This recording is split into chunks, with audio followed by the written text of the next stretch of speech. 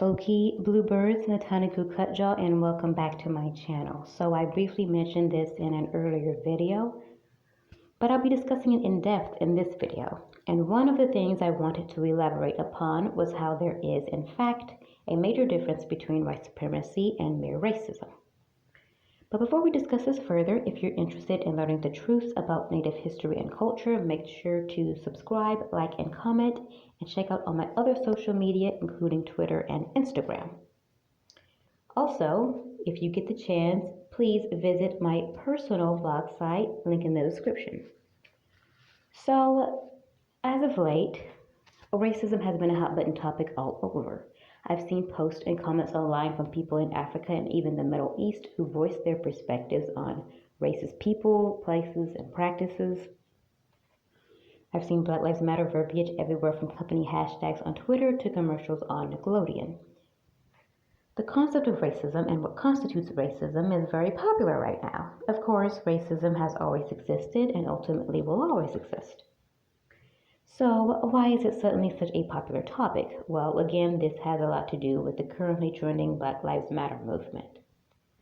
And notice I use the word trending because white supremacy will only allow Black Lives Matter to be voiced for so long. One of the many redundant comments concerning racism I see online a lot is the whole "it's not black versus white, it's everyone against racism" argument. But no, it's not everyone against racism, but rather subjugated ethnic groups against white supremacy. And yes, there's a distinction between racism and white supremacy. You know, that comment never ceases to irk me, that everyone versus racism one. I personally believe it's asinine for anyone who is, say, Caucasian, to claim that they're experiencing racism after their people as a general collective colonized, committed, and are still committing mass ethnic cleansing and ingrained themselves into the culture and way of life of virtually every ethnic group on Earth. Racism is dependent upon sociological position, therefore everyone isn't battling racism, but rather oppressed ethnic groups who lack this social status. The main ethnic groups I'm referring to are primarily those of African and indigenous descent. So how does racism and white supremacy actually differ? Racism is racial discrimination against a group with less sociological position or power, whereas white supremacy is a direct result of European colonization.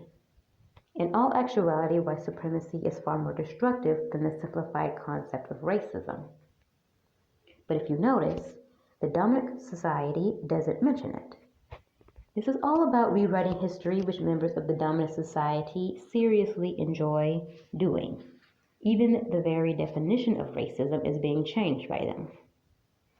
If one were to search online for the official definition of racism, that individual will find a definition which varies significantly from the meaning it had decades ago, which originally defined it as an act of a group with power against a group of lesser power.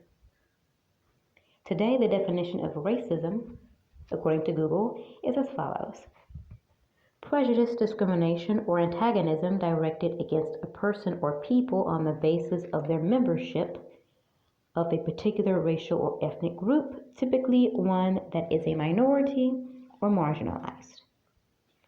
Now, if you look at this definition closely, you can tell it's been doctored by members of the dominant culture. This is perhaps most evident by the word typically. Racism is always directed toward a person or people who are part of a minority or marginalized group. I don't believe it's plausible to say, for instance, that a Native American is being racist toward a Caucasian, considering how they currently possess sovereignty of our land that they took after centuries of genocide and brutality. So, being racist would therefore involve being a member of a racial or ethnic group which possesses a sizable amount of sociological and or political power. If we're being honest here, this doesn't apply to Native Americans, so we therefore can't be racist. When Caucasians are racist, it generally includes this nonsensical feeling of self-importance in which anyone and everyone else who isn't Caucasian is inferior. Whereas many would classify this as white supremacy, I disagree. I've always maintained the belief that someone could be racist without being a white supremacist, and that a white supremacist doesn't necessarily have to be racist. I think it's fair to believe that anyone from any socially powerful race can be racist or white supremacist.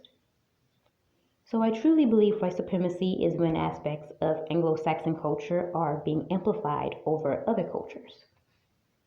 For example, the credit score system was created by an American Caucasian man, not a Native American man, and it's a system that's forced upon everyone in this country.